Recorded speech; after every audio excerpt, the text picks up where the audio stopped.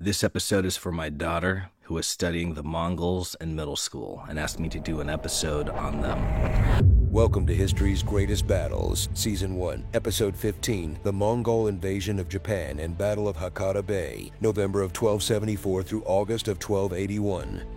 Mongol forces recorded at 50,000 in the first invasion and up to 140,000 in the second invasion. Japanese forces are unknown. The obliteration of the Mongol fleets ensured Japan's sovereignty, safeguarding the island nation from foreign conquest. However, this triumph over the external threat did not bring peace. Instead, it ignited a fierce internal power struggle within the military government, ultimately shifting the balance of power. The Bakufu, once mere protectors of the realm, solidified their dominance, overshadowing the emperor's authority and laying the groundwork for military rule to take precedence over imperial governance. In the year 1259, Kublai Khan, the formidable grandson of the legendary Genghis Khan, proclaimed himself the inaugural ruler of the Yuan dynasty, ushering a new era of Mongol supremacy over China. With much of the vast territory already under his iron control, only the fading power of the Sung dynasty in the south stood as the final obstacle to his complete dominance. Having cemented Mongol dominance over the Korean peninsula, Kublai's ambitions expanded across the waters to Japan, the island nation that had yet to feel the weight of his rule. In 1268, he sent his envoys with an ultimatum to the Japanese court, demanding they recognize his supremacy. His message carried the transparent inevitability: comply or face the fury of the Mongols. At that pivotal moment, the mantle of Japanese leadership was worn by a youthful and determined figure, Hojo Tokimune, only 18 years old, yet already charged with the fate of his nation. As the head of the Bakufu, the military regime that wielded power in the emperor's name, Tokimune faced a threat that could not be dismissed. Reports from Japanese merchants in Korea and seasoned captains from the ports of the Sung warned of the relentless ferocity of the Mongol war machine. Reluctant to directly challenge the might of the Great Khan, the Bakufu chose silence over confrontation, declining to respond to the Mongol demands. Instead, they used this critical time to fortify Japan's defenses, anticipating the inevitable storm. In the halls of Kamakura, Tokimune issued urgent orders to his vassals in the western provinces, instructing them to summon their retainers and ready their forces for the looming specter of Mongol invasion. Local lords with coastal territories along the western shores were commanded to station their troops on the beaches, vigilantly patrolling the coastline. These forces would be relieved at regular intervals by fresh battalions drawn from inland fiefs, ensuring a constant state of preparedness. 5 years stretched between the rejection of Kublai's envoys and the commencement of the Mongol amphibious assault, during which Tokimune's ability to maintain his samurai in a perpetual state of readiness was nothing short of an organizational genius, a masterful achievement. Tokimune's efforts found unexpected support from the spiritual leaders of Japan, particularly a fervent Buddhist priest named Nichiren. Nichiren ferociously denounced Tokimune's adherence to the teachings of Buko, a Zen Buddhist monk who had fled Mongol rule in China, igniting religious tensions. Nichiren preached that only a unified devotion to his Lotus Sutra could shield Japan from divine retribution. This religious rivalry stoked the fervor of the populace, sharpening their focus on the looming Mongol threat. In 1274, Kublai's preparations for invasion took a tangible form as he amassed a fleet in Korean harbors, numbering possibly up to 900 ships. These vessels would bear the weight of 40,000 steppe warriors, Mongol, Korean, and Chinese alike, across the treacherous waters to the shores of Japan. Whether Kublai's expedition was intended as a full-scale invasion or a formidable reconnaissance mission remains a matter of debate, but its actions spoke clearly of hostile intent. The fleet embarked towards the island of Tsushima, lying midway between the Korean peninsula and Japan's Kyushu, marking the first move in their amphibious assault. Upon landing on Tsushima, the Mongols swiftly overran the island's modest defense force, leaving no survivors. They then turned their sights to the nearby island of Iki, a scant 12 miles from Kyushu. There, too, resistance crumbled quickly.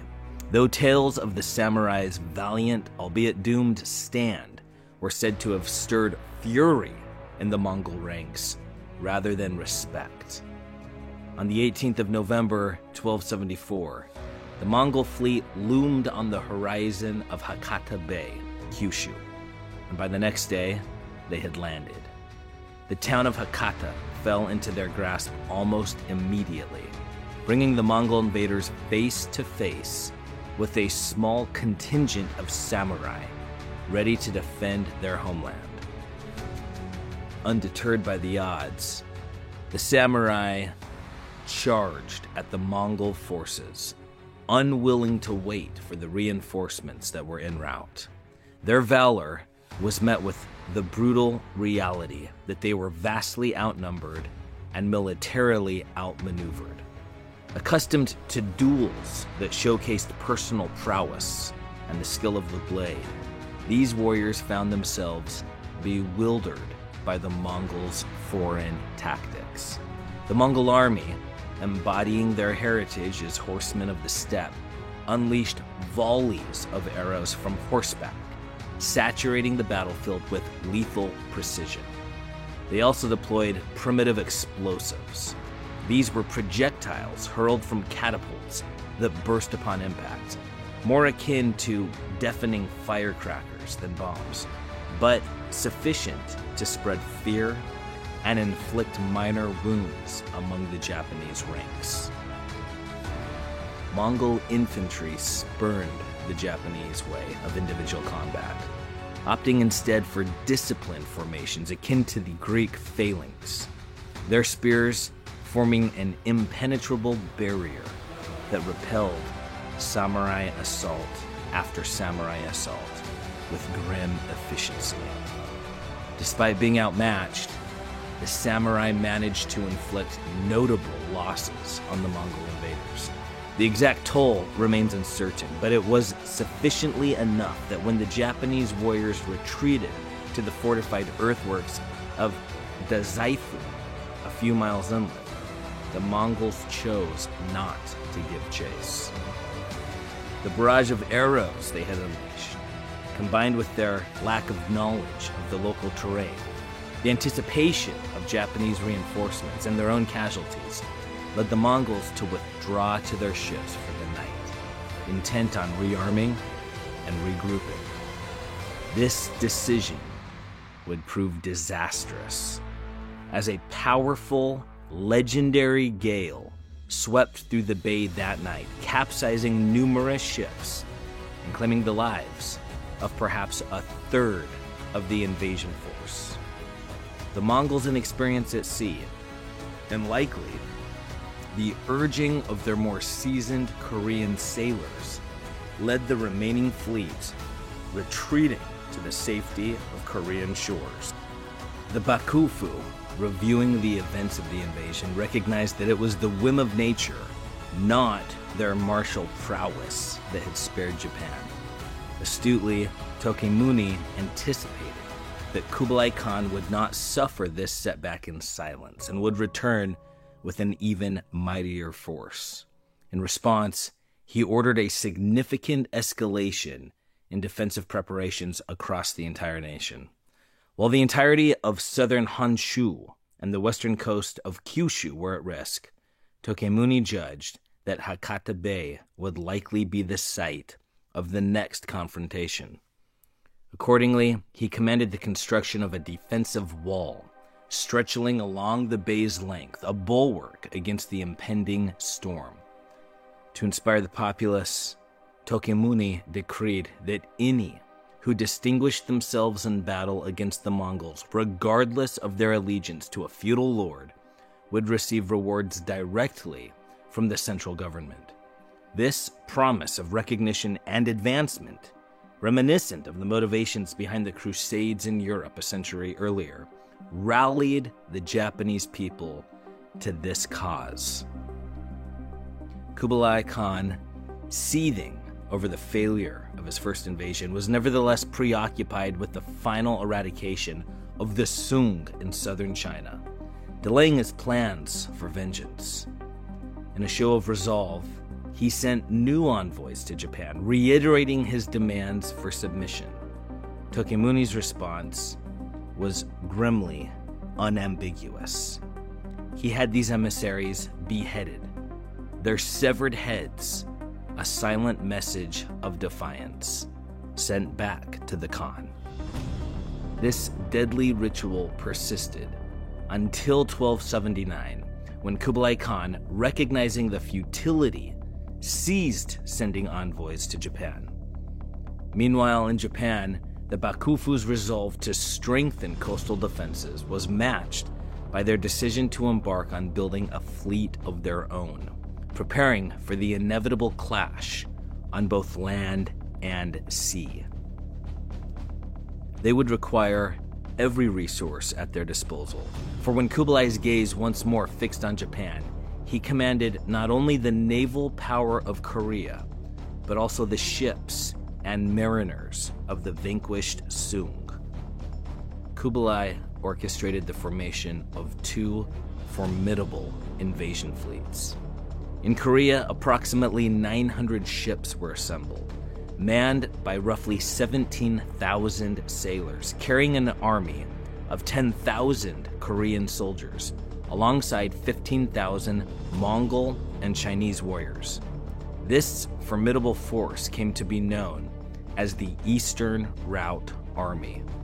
Meanwhile, south of the Yangtze, the Southern Route Army was being formed, an absolutely immense contingent of some 100,000 men, set to embark on up to 3,500 vessels.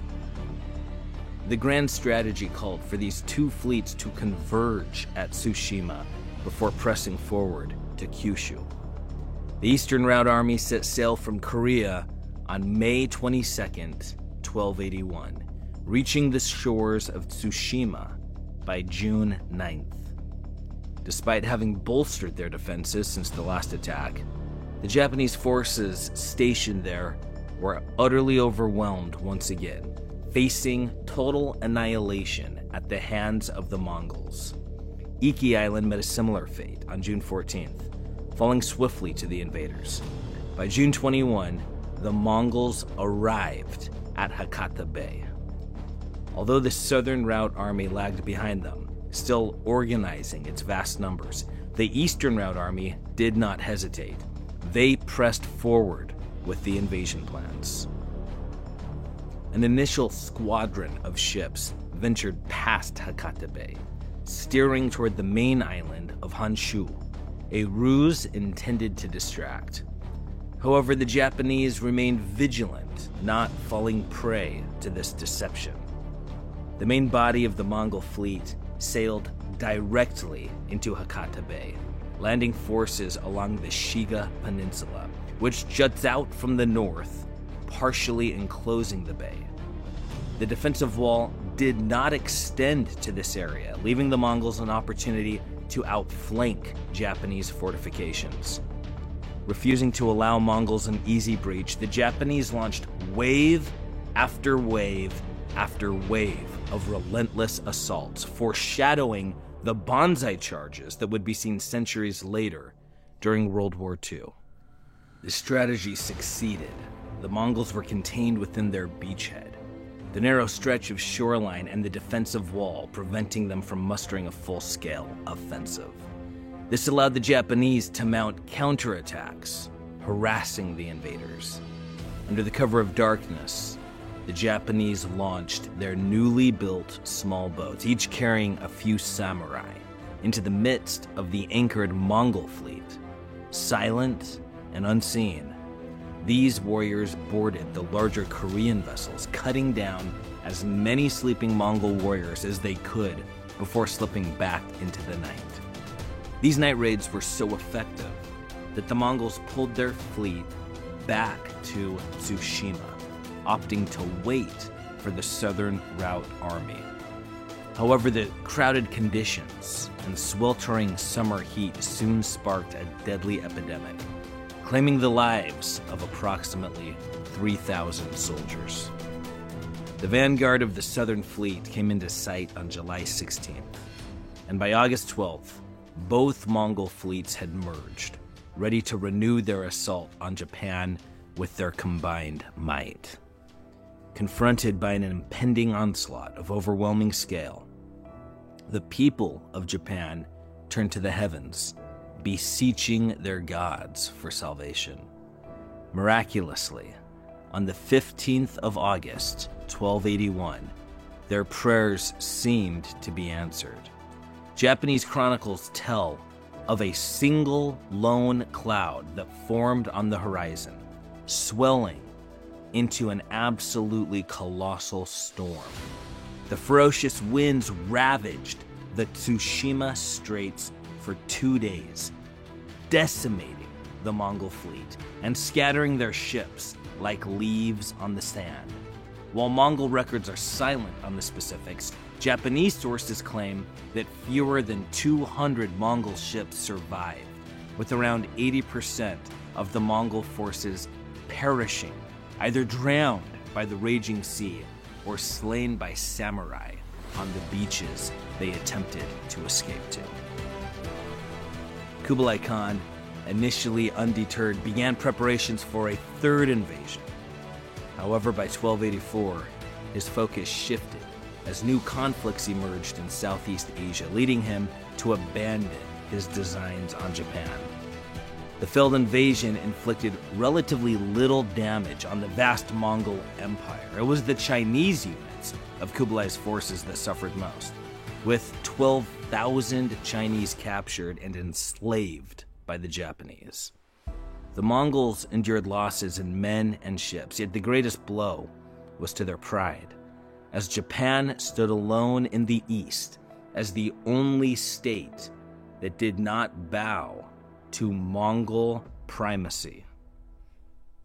Paradoxically, Japan's victory against the Mongols sowed seeds of trouble for the Hojo rulers. As the Mongol threat loomed, the government had called upon divine intervention, sparking a nationwide surge of prayers, religious ceremonies, and the burning of incense in temples. Religious leaders claimed credit for the miraculous storm, declaring it an answer to their prayers, and many received substantial rewards for their supposed role in the victory. This led to resentment among the samurai, who had risked their lives and seen little recompense in comparison. The triumph over the Mongols brought no tangible wealth to the Bakufu, as there were no conquered lands to distribute among the military elite, diminishing their standing. Paranoia over a potential third invasion kept Japan in a constant state of military alert for 2 more decades, draining the government's coffers and further disheartening the samurai, whose promised rewards never materialized. This growing discontent and financial strain sowed the seeds of the Hojo family's eventual downfall. The Mongols' failure to establish a foothold in Japan allowed the island nation to maintain its insularity, preserving its unique culture and independence from foreign dominion. When European explorers arrived on Japan's shores in the 16th century, The government's wariness of foreign influences prompted strict policies to isolate the nation from outsiders. This seclusion endured until the mid-19th century, when the Commodore Matthew Perry's American fleet compelled Japan to open its doors, leading to the acceptance of a U.S. ambassador. The arrival of other Western embassies soon followed, and Japan, recognizing the significant technological disparity with the rest of the world, reluctantly embraced foreign trade.